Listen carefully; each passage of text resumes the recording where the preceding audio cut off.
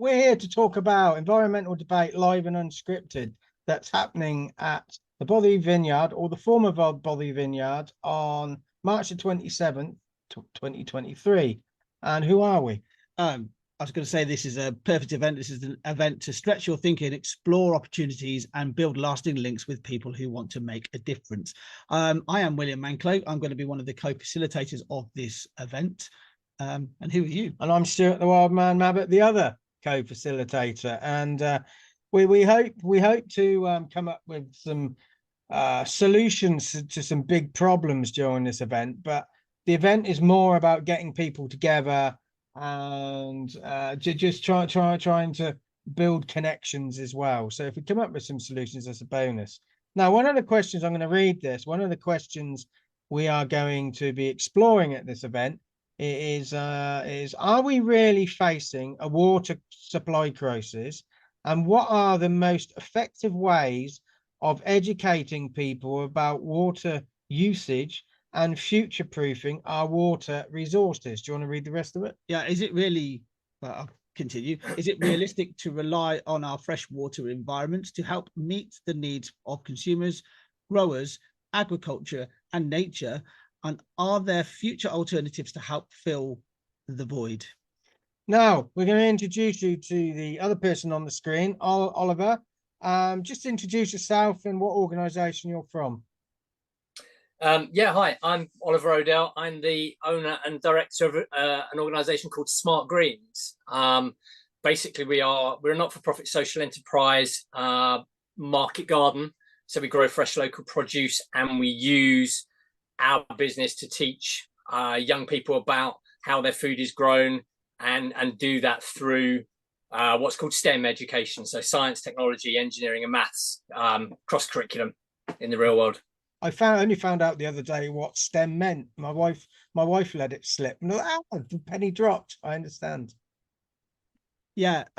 Was just to ask you, what are the key points do you feel that the audience will take away and maybe continue to consider from this particular discussion?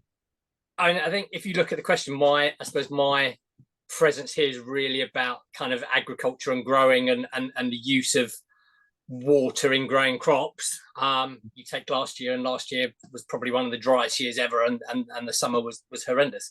From my point of view, or from the statistics, 70% of fresh water is used for agriculture, and 60% of that is wasted. So part of my approach when I set up my market garden and growing fresh local produce was, how do you make that more sustainable?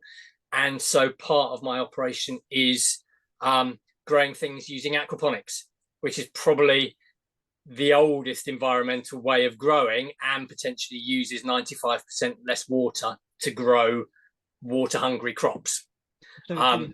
So could it be that's one of the takeaways, is how people use water in their everyday lives, and particularly in their own gardens, maybe?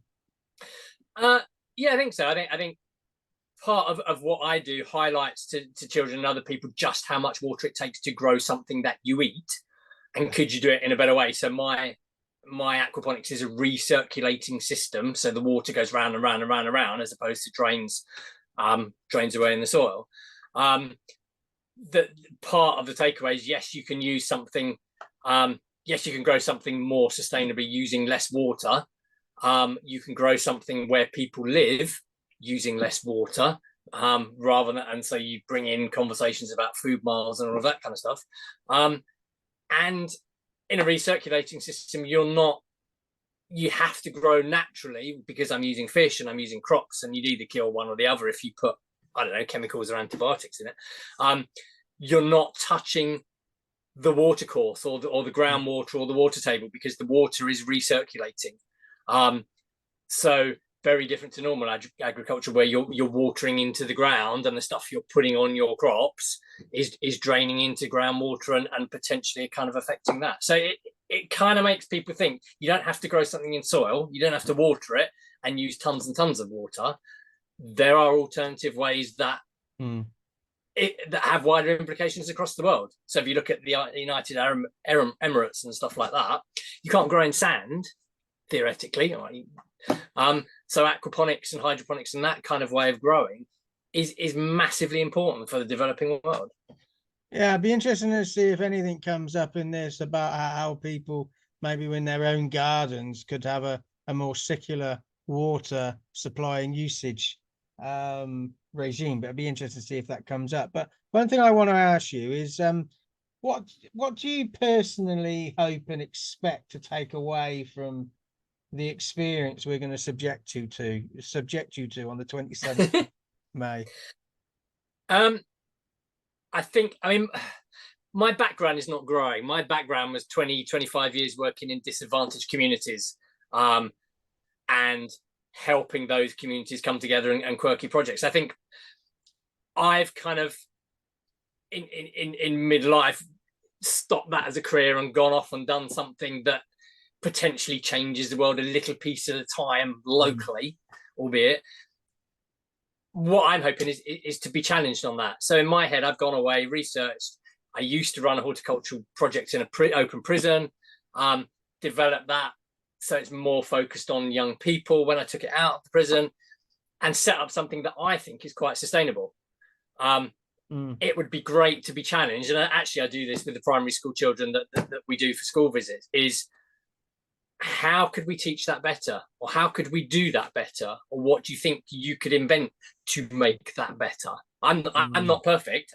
My philosophy is you learn by doing, and potentially you learn by mucking it up sometimes, because that's the best way of learning rather than learning on paper.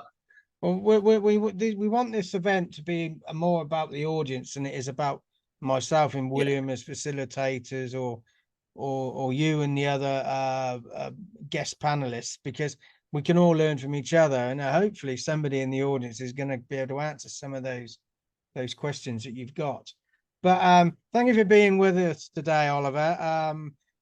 You're going to be working on the day with Richard Benwell to present these questions about water, and Richard will be with us on another day on another film. But we're looking forward to doing this. It's only a few weeks now. We're praying for good weather, and looking out the window now, I don't think it's ever going to sunshine again. But even if we're talking about water scarcity, it's been raining non-stop. But we are fully prepared for every eventuality, maybe apart from hurricane, potentially. Okay, so thanks for being with us, and if you want to get a ticket for this event, look down in the description below. All the information's there. There are still tickets available, not many. There are some.